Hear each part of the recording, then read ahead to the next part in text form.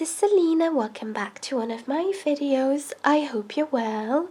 If you're new to my channel, welcome. My name is Selina and I release crochet tutorials and free patterns. And today I'm bringing to you this beautiful velvet summer scrunchie. It's really easy to crochet and very fast, under 10 minutes.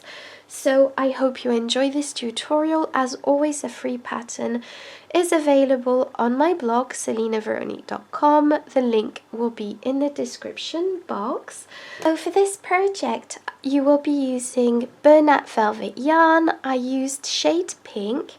All the materials will be linked in the description box. You will also be needing a 6mm crochet hook, a pair of scissors and a tapestry needle, and that's it. I will be speaking in US terms with British terms in brackets, and don't forget to like, comment and subscribe. That really helps out my channel. So to begin this tutorial, you will be taking your hair tie and attaching your velvet yarn onto this hair tie, and now just take your crochet hook, pop it through like so, pull up your yarn and chain 3, 1, 2 and 3, and this counts as your first double crochet. And now we are going to be placing double crochets all around this hair tie. So wrap your yarn around your hook and go directly into the hair tie. Take your yarn and pull through 2 loops, and take your yarn and pull through 2 loops, and this creates a double crochet.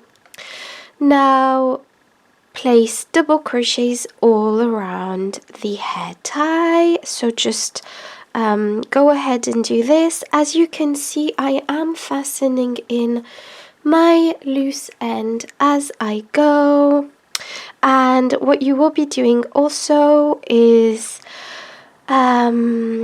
scrunching up your stitches as you go along. So just move your stitches along just to have as many double crochets as you can onto the hair tie.